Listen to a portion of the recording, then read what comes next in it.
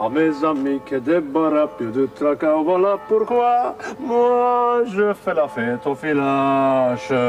Pom pom pom. Il a un navire qui a fait le naufrage, ça s'engloutit devant les flots. Avant une belle-mère qui revenait du Congo, qui ramène des pays sauvages. Pom pom pom pom. À mes amis qui débarrassent plus de tracas, voilà pourquoi moi je fais la fête au village. Pom pom. Ça m'en est kevit trigger.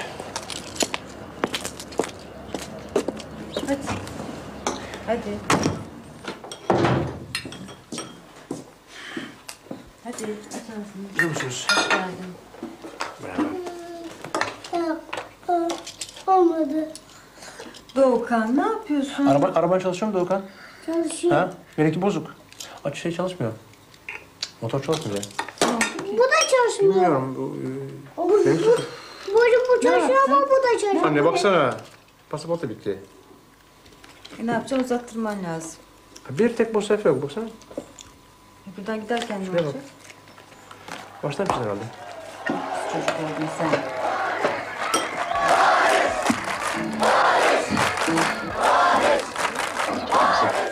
Mon père était le directeur général de la Banque d'agriculture en Turquie, qui est une institution très très forte. Et ma mère était sa secrétaire, une très jolie fille. Bon, qui a tout compris. Ah oui, il faut le dire que c'était une très grande chanteuse, ma mère. C'était une très très grande chanteuse de la musique classique turque. Mais elle n'a jamais été une vedette, maman. Et mon père, il parlait 3 langues. Il avait fait ses études pendant la Première Guerre mondiale, à Lausanne. Les seules cartes qu'il voulait qu'on ait en main, c'est qu'on ait une vision du monde le plus large possible. Et alors, ils nous ont dit, allez faire vos études ailleurs. On a tous fait dans nos études jusqu'à la baccalauréat, dans les écoles bien de la Turquie. Et tous les frères en question, on est allés... Enfin, moi et mon frère, on a choisi la Belgique, l'autre l'Angleterre et l'autre la Suisse. Turc, immigré, 15 ans de carrière, 15 millions de disques vendus.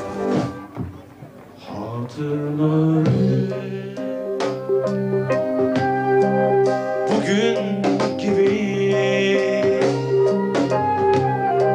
sessiz geçen herkes kol kola son geceyi herkes kol kola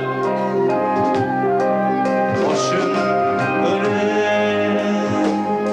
eğik kol kola uçlu gibi herkes kardeş herkes kol kola bana verdiğini hediyeyi herkes kardeş herkes kol kola dedim İki küçük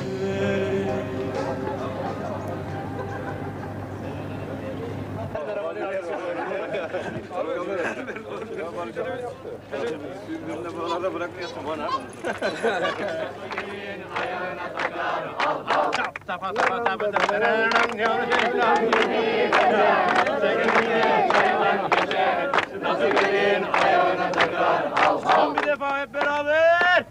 Yay bakışı canlar yakar. Gülüşüne can der. Nasıl gelin ayağına takar.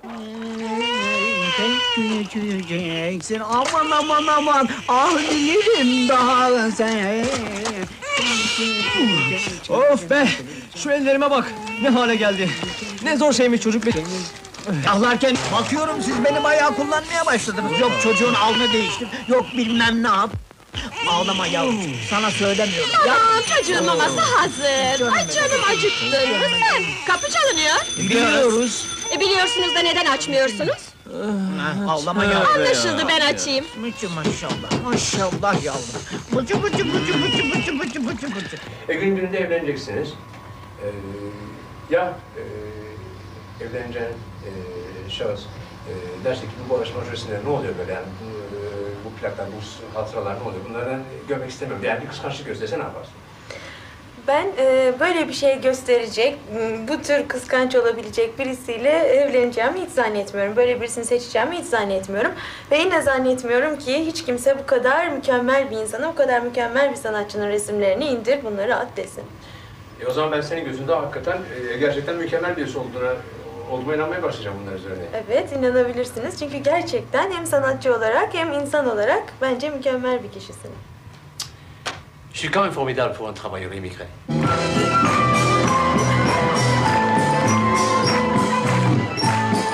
Siz yaklaşın bakayım, yaklaşın biraz. Siz, buraya. Ayrılık geldi başa. Seni çok çok özledim. Arkadaşım, arkadaşım. Arkadaşım, arkadaşım, arkadaşım, Tout ça, c'était le barèche turc. Mais aussi, il y a le barèche belge. Alors toi, comment tu es arrivé à Liège? Eh bien, c'était en 1963. Je suis arrivé un peu au hasard en Belgique. Si j'ai bonne mémoire, je devrais être le 6e immigré turc à avoir mis le pied sur le sol belge. Et parmi les 5 autres, il y avait mon frère. Donc, ce qui explique un petit peu le pourquoi. Je voulais faire des études de dessin. Je l'ai fait d'ailleurs, tout en faisant de la musique à côté. Bon, je vivais avec 3 000 francs par mois, y compris le loyer, la bonbonne de butane, un paquet de beurre par mois. Tout simplement et très simplement. J'aime bien la Belgique parce que j'ai visité plus de 30 pays jusqu'à aujourd'hui.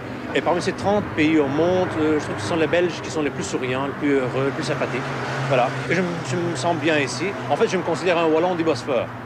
Et toi, qu'est-ce que tu as besoin de vivre 6 mois par an en Turquie?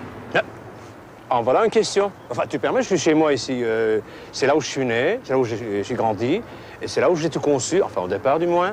Et c'est ma culture, c'est mon passé, en plus c'est mon job, mes concerts, mes shows à la télé, enfin tout. Moi je suis ici, chez moi, et chez moi on est ensemble. Et puis laisse-moi te poser la même question. Est-ce que tu as besoin d'être 6 mois par an en Belgique? J'ai tout ce qui me manque en Turquie, je les ai ici. D'abord, j'ai le calme ici, je suis pratiquement inconnu, je suis calme, je suis tranquille. Alors, parce qu'en Turquie, pour composer, il faut que je me lève à 4 h du matin, il faut que je fasse sacrifier mon sommeil, ma vie de famille.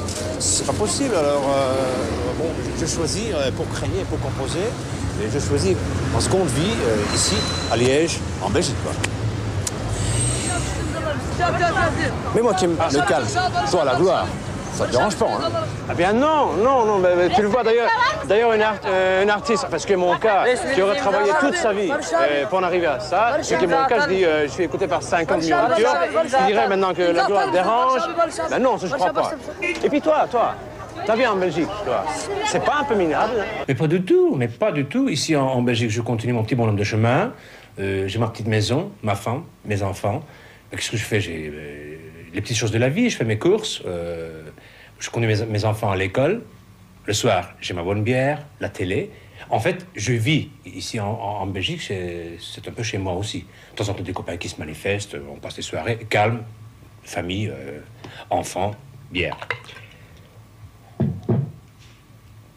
Mais toi, en Turquie, tu dois avoir des millions de disques, tu dois avoir du pognon, tu dois peut-être habiter à un palais. Tu dois avoir une autre vie quand même. Il est bien vrai, je gagne bien ma vie, je gagne même très très bien ma vie. Mais alors, quand il s'agit de dépenser cet argent-là, bon, au lieu de sortir tous les soirs, champagne, caviar, Rolls-Royce, les soirées interminables avec les filles, le Yukaïda, non, c'était pas ça mon genre.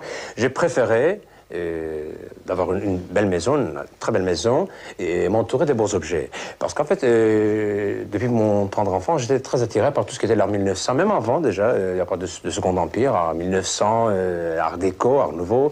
Et voilà, finalement, j'achète tous ces beaux objets.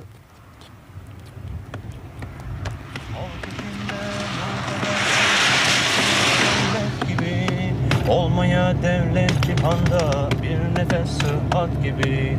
Olmaya devlet cihanda bir nefes sıhhat gibi. Ça, c'est ma dernière chanson. La traduction en français, ça fait rien ne vaut la santé. Eh bien, quand je compose, je pars toujours d'une idée de base, mais la musique me revient toujours sur la route belge. Les dalles de béton qui fait plum plum plum plum plum plum, ça me donne le rythme.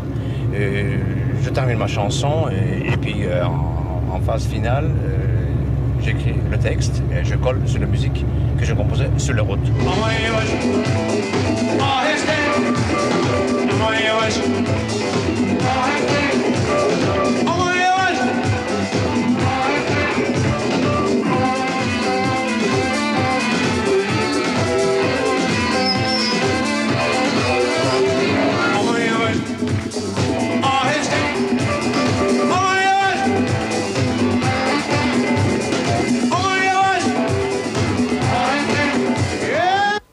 travailler sous un régime fort, ça t'a posé des problèmes ou des problèmes de conscience? Eh bien non. Bon, mettons les choses au point. Ce que nous appelons le régime fort, ça appartient du passé. Actuellement, évidemment, il y a des gens contre, il y a des gens pour, fatalement. Mais moi, personnellement, au niveau professionnel de travail, je n'ai jamais eu de problème pendant ces années forts. Peut-être parce que je n'ai pas de textes politisés. Parce qu'en fait, ma musique est politique, dans mon esprit, ça ne coïncide pas. Je ne vois rien de politique à raconter dans mes chansons. Voilà. Mais je peux peut-être vous raconter une petite anecdote. Ça s'est passé dans les années 71, 72, je crois, il y a à peu près 15 ans. La police faisait une raid chez un groupe de gauchistes pour chercher des armes, probablement. Et puis, les policiers, dans la chambre, ils ont vu un poster de Che Guevara. Au mur, il y a un qui dit, il y a le poster de Che Guevara, si on le prenait. L'autre qui dit, lui répond, ben non, c'est vachement, tu le vois bien, c'est lui, laisse tomber. Alors bon, j'étais politisé une fois dans ma vie, grâce à cette petite anecdote.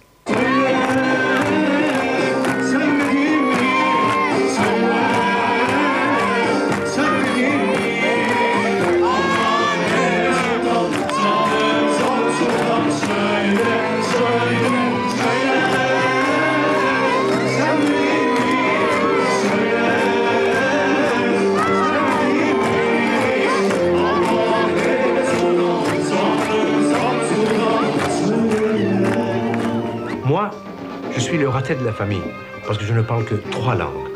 Par contre, mon frère, homme d'affaires liégeois, lui, il est sérieux, puisqu'il vient de recevoir la trophée internationale à la technologie de la meilleure entreprise wallonne à l'exportation.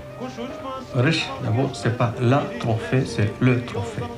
Et puis, c'est pas lui qu'on invite au standard, c'est moi. Ça fait déjà des années, je lui dis. Il devient grand, il devient vieux. Il n'a qu'à couper ses cheveux, il n'a qu'à venir travailler avec moi. Et puis, si tu veux faire quelques tours de chant, bon, tu peux faire une perruque avec tes cheveux. Tu peux chanter à Istanbul 1 fois par an, à Ankara 1 fois par an. Pense à ta femme, pense à tes enfants, pense à notre famille. Maintenant, il est temps de réfléchir pour faire quelque chose de sérieux, je trouve.